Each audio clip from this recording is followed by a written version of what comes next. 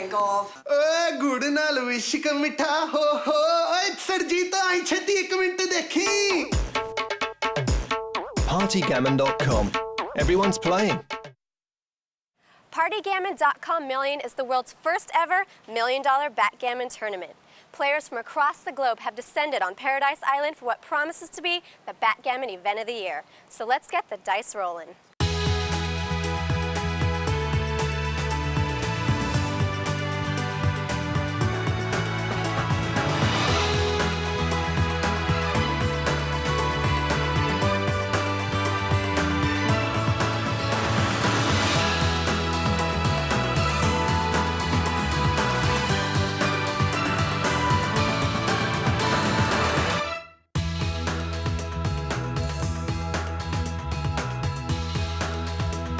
The backgammon boards are set and our 8 remaining players prepare for the next round. It gets a bit more serious as the $600,000 first prize gets a little closer.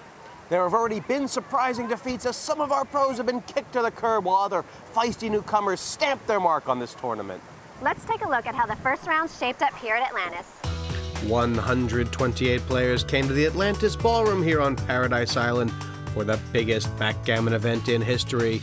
It's got the money, it's got the field, and over the first 2 days, the moves, cubes, and rolls to match. 20 different nations covering almost every continent, all here in the beautiful Bahamas. After all the hype and anticipation, the PartyGammon.com Million is finally here. Quarter-final draw, superstars like Knack Ballard and Ralph Jonas, Sander Liloff as an up-and-comer, and even internet qualifiers like Lasse Madsen. Over $1 million in the prize fund, including $600,000 plus to the winner. There are many common mistakes made when playing backgammon, and some of our pros have already fallen victim to such errors. Julian Wilson is here to help you avoid these mistakes when playing your next game. Hello, this is Julian Wilson. In our next tutorial, we're going to help you to try to avoid the common mistakes made by most beginners. Stacking, leaving, and running. When we talk about stacking, we mean putting too many of your men on a single point, creating inflexibility in your position, reducing your number of good rolls. Running, escaping all contact when there's very little chance of winning the game, and abandoning, moving men from those key anchor points, the bar and the 5 point, before it's time to do so. I've created 2 positions which will help you to understand and hopefully remember and recognise these mistakes yourself. Let's look at the board. In the position we're looking at, red has rolled a 2-1. Hitting is clearly important to establish the 5 point. The second move, the 2, is most commonly misplayed. It's easy to think safety is the right answer by taking the 13 point onto the bar point. But in this situation, it's much more important red has the flexibility in his position to cover this block. So the 2 should be played here. Superficially, this looks more risky. In reality, this is more likely to provide a stronger position more quickly for red. Like chess, the opening part of backgammon is governed by some well understood and agreed priorities. In chess, you focus on the center board.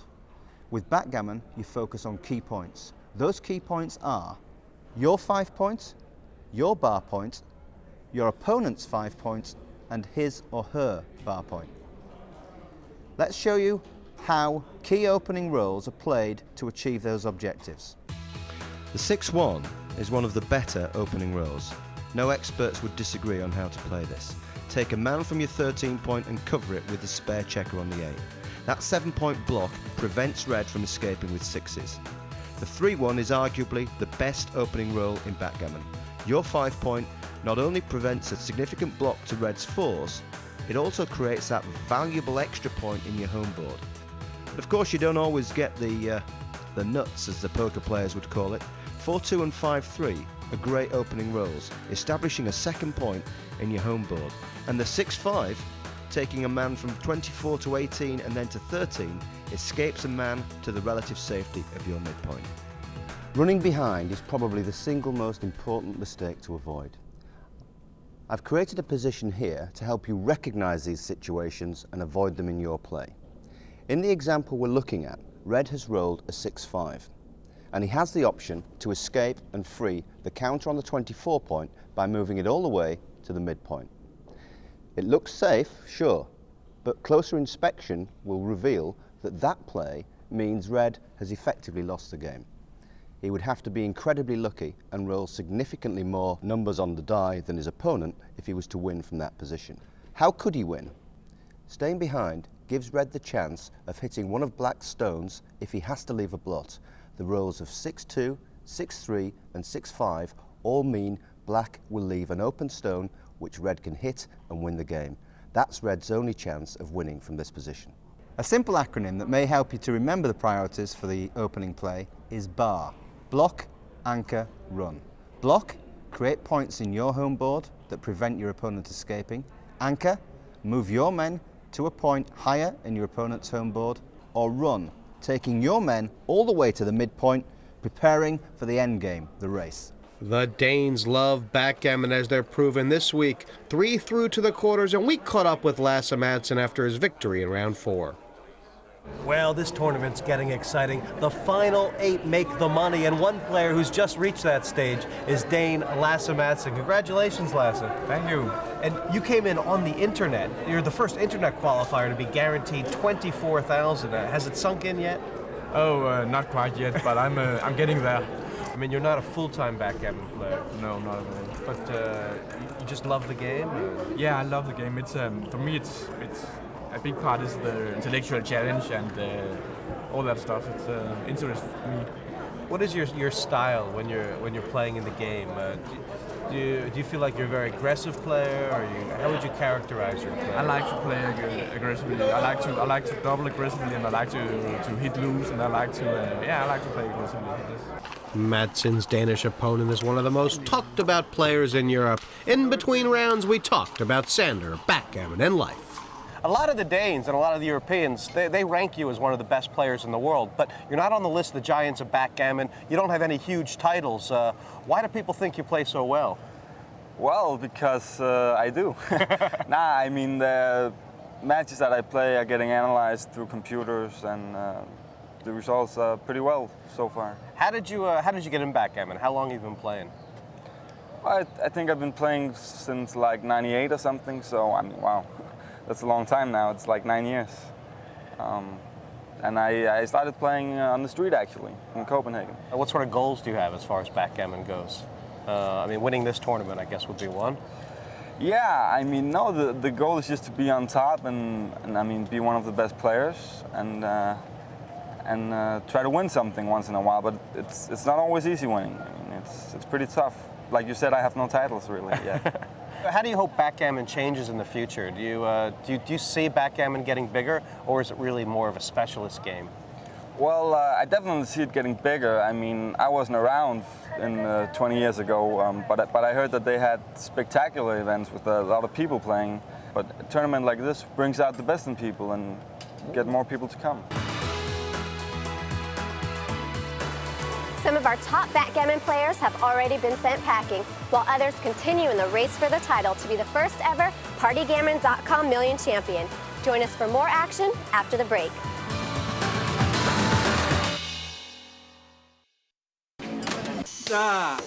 PartyGammon.com.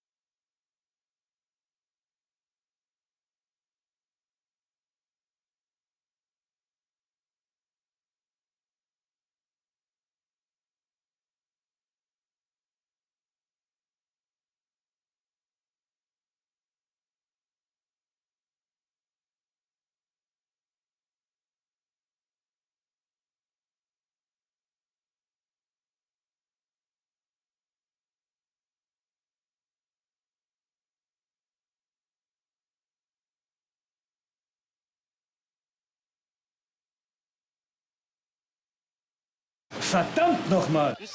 PartyGammon.com. Welcome back. While some bask in the sun here at this Bahamas resort, others take to the boards in this, the PartyGammon.com million. Let's get you up to speed on some backgammon jargon.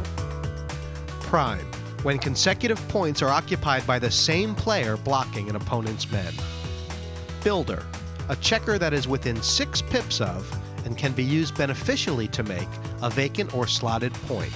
Anchor, an anchor is a point you occupy in your opponent's inner board.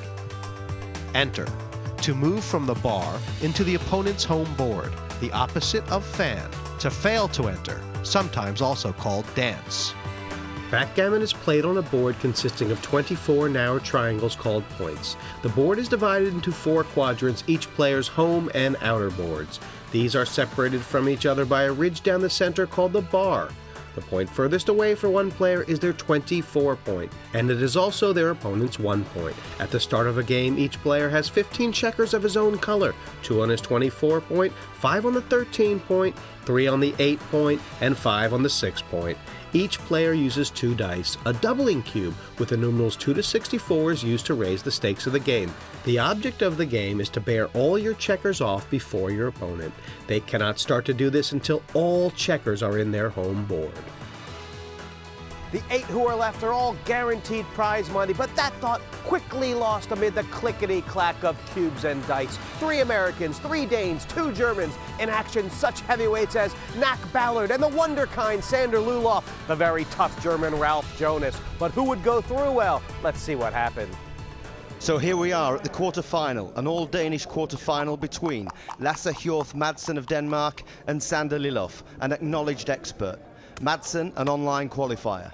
I'm joined in the commentary now by Kent Goulding, whose pioneering work with Backgammon with the Champions, followed by his co-authoring work with Bill Roberti, Inside Backgammon, first helped me and many others understand where the skill elements lay in Backgammon. Kent. Thank you, Julian.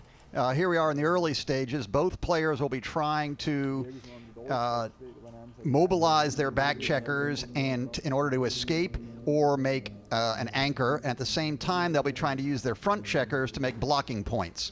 In this case, it's pretty standard fare, although the nice 5 point, which has been made by Madsen, gives him the early advantage. As we see in the early stages of the game, both players battling for position to establish anchors or prevent their opponents escaping. Here, this roll of 3-2, he chooses to make the intermediate anchor and then bring another builder into his home board. That's almost every play we're going to see could be played in more than one way, except for that one. That was a great shot by Luloff. Action's now very much focused on Madsen's bar point. All attempts will be made by both players to try to either make or break that point. Ace-2. Now this is a critical move in the early going. Should he hang on to his anchor there or go for a more flexible position? He's chosen to keep the anchor. That may not be right. Now we'll see. And he's 6 now from Madsen, almost 50% of his roll, and he has the 6. That puts an effective 6-point block against Luloff now. Meanwhile, Luloff rolls an inconsequential 6-5 with which he can do nothing. The action now will switch back to Madsen, who wants small numbers to try to extend his blockade. This is not a race. 4-3, the options here, escaping looks too dangerous. Instead, what Madsen's doing is trying to extend that climb by bringing extra builders with which to make the 4. Now, it's a little bit risky. An ace-6, a 2-5, or a 2-6 will hit. Instead, the roll is 3-2. 3-2 is, while small, it doesn't really do anything. There's no productive thing. Luloff could consider splitting into the teeth of Madsen's attack, which is what he's looking at here. That's actually a reasonable play. He can't hold his blockade forever. At some point, he's going to try to have to get out. Or he can just sit on his position and see what happens next turn. It looks like he's choosing to sit on his position. And he's paid the price. I think that the rope-a-dope may have been the right strategy to see if he could ride the storm of the onslaught of Madsen's blocks. Instead, Madsen doesn't like that. He thinks that Luloff's timing is bad. He's offered the cube. This is actually a good double. Beginners really can't see what's happening here, but it's based on timing. Madsen believes he can hold his prime longer than Luloff. Let's see what happens. It's a good double and a good take. There's nothing wrong with doubling and taking. Now we're playing for twice the stakes. 5-4. What should Madsen do? This is an interesting play. These are the concepts that are difficult, but extending the prime to 5 has to be right there, and that's exactly what he's done. Okay, now Liloff's going to want to do the same thing. 6-3, it's a big number, which is bad. He wants little numbers like ace-deuce or 5-1. Okay, with 6-3, he just plays safe, but doesn't really do anything productive. The edge is clearly to Madsen now. And a 6-3 again. This is not really what Madsen wanted to see. Ideally, he would have liked to escape, but he's extended the prime in front of Liloff's blots. That's the main thing. 2-5, the absolute best shot. He's hit. He's put Madsen on the bar. Now there's a huge advantage to Liloff. 3-1. This is a problem roll. You know, an expert could take an hour just studying this. What should he do, Julian? Well, the obvious one is, well, there isn't an obvious play. There is the slot, the 5-4, or there is the giving yourself more chances of escape, which is what he looks like he's doing. He's increasing the opportunity he has of escaping Liloff's prime. Now, Liloff's in pretty good shape here. He can attack that blot or hopefully run out. And in fact, he rolls a 4-1, an excellent shot. He builds the 4-point, putting Madsen on the bar. And this is now an extra, the same 3-1. He's faced with almost an identical problem here, Ken. What does he do? Does he come in on the 3? Well, look, he looked at coming back in on the 4-point, which of course is illegal since it's now occupied. Now he's got two real choices: come in with the 1 and hit on the other side of the board, or come in with a 3, slot his own 4-point, and just attempt to hold on to his blockade. Both plays have a lot of merit. This play, hitting, if it works, it's going to be very exciting both ways, and he's chosen to hit. This roll is critical now. And just so that people realize as well, even being hit here, if Madsen was able to re-establish the 24-point or 1 point for Liloff, that would give him other opportunities to win later in the match. So it's not as risky as it looks. What's the roll here? We've 5-1. He comes in, but the 5 is, I guess, is going to come round. He can't save. No, well, no, he hits. It's sort of like a lob in tennis. He hits just to keep his opponent off balance, and if he stays out, he does. He stays on the bar. Now there's a clear advantage to Liloff. He has a big edge. Aces put another man up. 7s, 8s, and 9s closes ace point. 3s allow him to escape. Almost any number is good. 6-3 either escapes or covers the ace point. What do you think, Julian? I think with the position of the extra man, he has to cover here. I think he has to cover he'll end up with a 5-point block, minimizing Red's in rolls then to less than 1/3 of his rolls. What exactly Liloff's thinking? He's taking a long time on this play. Now, what he's actually probably thinking about is not what the best play is, but what's he going to do with the cube if Madsen stays out? That's what I'd be thinking about. I make this play because on any number but a 3, there, Madsen stays out. Now, I believe Liloff's planning to double here. He's going to redouble the 4. Now, he's taking some time, probably more like a poker bluff, to not let Madsen know he had planned this in advance. And there it is. The cube's gone to 4. What happens now? Yeah, Madsen has several things to think about. Not just the result that this cube could have on the game, but the result that could have on the match. His probability of winning from the score. It doesn't look good. This is it's not just a matter of whether Madsen has enough chances to win the game or not. And you can see from the diagram on the screen. Stake. He's got a good chance. He's got a good chance to win the game, but if he loses it, he could easily lose a gammon, a doubled game, and lose not 4 points, but 8 points. Let's see what happens. An ace hits, a 3 escapes, and he rolls 5-2, does nothing. Now it's critical each roll here for Madsen to get in with a 3 and get moving again. He rolls 2-5, he's found. 3-6, he's escaped. Absolute best shot. He's out now. Now there's Liloff's chances of winning are huge. Madsen really needs a 3 to try to get in and maybe get lucky and hit his shot before Liloff can get his checkers home. He stayed out again. Liloff's rolling home unimpeded.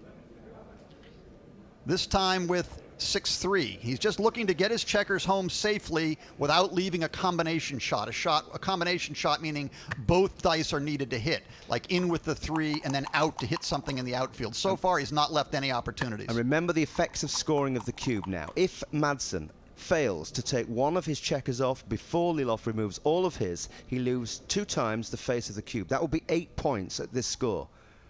That would be a colossal mountain to climb were Madsen to lose this match right now. Okay, now Liloff has an awkward roll. He's looking to take a chance and leave perhaps a 3-6 or a 3-5 combination shot in exchange for having it easier later on. So it's, do you pay me now or do you pay me later? And I think he's looking at the correct thing. He's looking at some fine details about how to play his ace, and I think this one's right. This one gives him the most diversification. He's taking a chance now. 3-6 by Madsen will completely turn the game around. And he gets... Oh, it doesn't look like it. It's a 6-4. He stayed out. Now Liloff is cruising home. Yes, it looks like Liloff's going to take all his checkers into the home board, ready for the bear-off without leaving a shot. The key question will be, can he avoid leaving a shot in the bear-off? At this point, there's still a small chance, if Madsen gets in quickly, that last checker may not get home. Now he's thinking now, he's ready. A very small number, and Liloff might not be able to get home. Let's see what it is. Yeah. A cute little one there as well by Madsen, taking a man from the 7 into the 6. That's not about position, that's about trying to avoid losing that double game. What's called a crossover, the 1 was a very useful play in that position. Now Liloff's taking some time here. The obvious play is just to take a checker off. And that's what he does. He's got all 15 men home. He's now allowed to start taking checkers off. The key will be, over the next several rolls, not so much what's happening with Madsen, who's going to try to bring his spare checker around and build up his home board points, but what's going to happen with Liloff. Can he clear his back points without leaving a shot? And that's 6-3, that's the beginning of those problem rolls. High numbers with a 3 are the things he wants to avoid. If you look at the position, another 6-3, that's the thing that will start to break or leave a shot. Actually, for a Liloff. 6-3, a 6-5, a 6-4, double 6s, double 5s. There's a lot of shot rolls here which leave a shot. What's he get? He gets 6-3. Oh my God, it's one of his worst. It's one of his worst, Julian. What does he do with the 3? He has to leave a shot. Which one should he leave? Bearing from the back is the usual principle, which will be 5-2. Must be, I think, the play he makes, yeah. Okay, now a deuce could swing the entire game. If Madsen can roll a deuce, if he can roll a 2, he'll hit the blot. He's got the better part of a blockade. He's done it. He's done it, Julian. He's hit the 2 and also covered his own 2-point. Liloff, from almost counting on 8 points here, is now in a situation where he faces having the cube back. Yeah, look at on the graphic on the screen. You can see before he left the shot, Liloff had like an 82 to 85% chance of winning the game. Now it's turned the other way around, except for Madsen sitting on the cube. He's offered the cube on 8. He's offered the cube on 8. This could be the entire match right here. What a turnaround! This is so exciting. Liloff was probably counting on a 16-10 lead. He's now faced with going 14-8 down. He's declined the cube. That is the score. Madsen's leading 14 points to 8. What a turnaround. Liloff is down, but is he out? There's still a little bit of time left here where he might be able to stage a rally. 14-8 is not necessarily insurmountable. Unfortunately, there was no comeback for Liloff, and Madsen's online entry fee of $35 is now worth at least $60,000 as he joins the semi-final. How was the match for you? Very tough match, very tough opponent, many difficult decisions. I'm exhausted. The Final Four has everything you can ask for, with the internet qualifier Madsen taking on the world #1 Ballard in the top half and German on German in the bottom. The experienced Jonas against qualifier Andreas Martins. Well, Roxanne, when the stars come out, the boards get put away. But there'll still be 4 players dreaming about the PartyGammon.com million tonight. For the rest of us, it's the steel drums, the island music, and a bottle of rum. Join us next time for more of the PartyGammon.com million.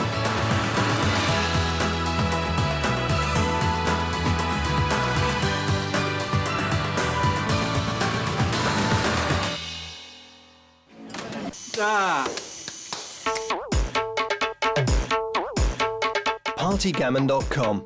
Everyone's playing.